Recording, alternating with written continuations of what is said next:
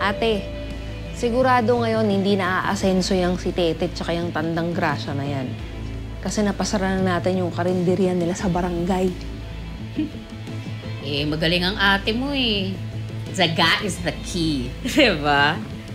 Simpleng-simple. Hoy! Mga buwisit kayong magkapatid. Sabi ko na nga ba, kayo lang ang pwedeng gumawa ng ganun sa karinderya namin. Kayong dalawa! Hoy! Excuse me, Tandang Grasya. Bakit? Ang kapal naman ng mukha ninyong sumugod dito, tapos pagbibintangan nyo kami? Umamin na si Jomar na kayo ang nanuhol sa kanya at sa mga kaibigan niya para manabotahin ang karinderya namin. At daga pa talaga gagamitin nyo? Ha? Kadiri, ha?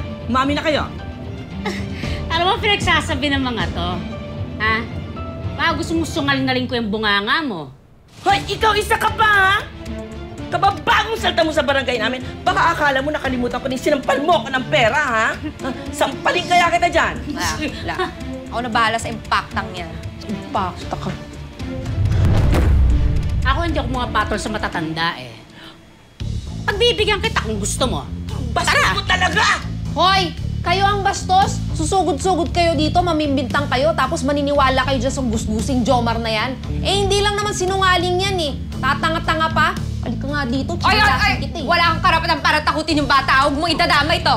Jomar, turo mo nga kung sino nagbayad sa'yo para magkalat ng daga sa karinderya namin. Sige! Sige!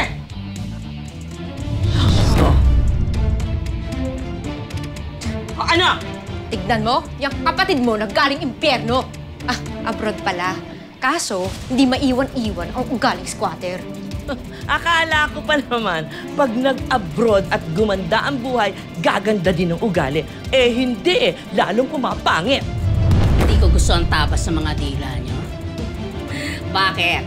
Kasalanan ko ba na maganda ako? Maganda ka? Kasalanan ko ba na mayaman ako? O hindi ka tulad nyo, buong buhay nyo, dukha. Hindi kami dukha. Dukha kaya kayo? Pwede ba? Tumigil nga kayo sa paninisi ninyo sa amin. Eh kung sadyang madumi talaga dun sa inyo, kaya kayo dinadaga. Hindi kami madumi. Hindi kami dukha! Papatulang kita! Papatulang kita! Teka, ate, uwi mo na si Lola. Ako na bahala dito. Lola, tara na. Sige, ate, bilis. Hindi na, Ako na bahala. Gusto mo, halika! Di niyo ako tinitigilan, Dahil salot ka sa buhay namin. Ugali mo rin.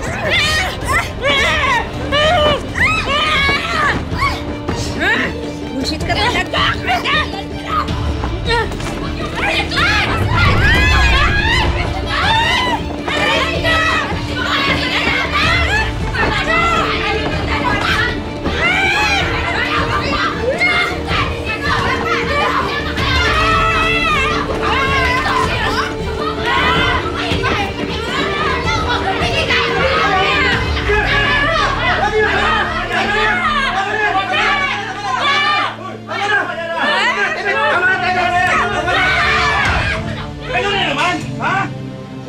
Tigil yung dalakan nyo, ha? Eh, paano naman kasi yung babae yan? Ano? Yung bruha na yan! Sila nagsimula nung Tandang Grasya na yan? Oo nga ka! Kami, lumabala ko kami. Sila yung sumugod sa amin eh. O, yan ka na. Totoo ba yan, Titit? Oo, totoo yun, Kagawan. Paano? Nalaman ko na nagbayad yung dalawang yan kay Jomar para magkalat ng daga. Bro, Jomar, ikaw ba yun? Ikaw naglagay ng daga kila Titit? Ha? Opo. Biniyarap po nila kami ng pera eh. At saka tinakot po nila ako. Kaya hindi na po ako nakatanggi sa utos nila. Sinungaling ko!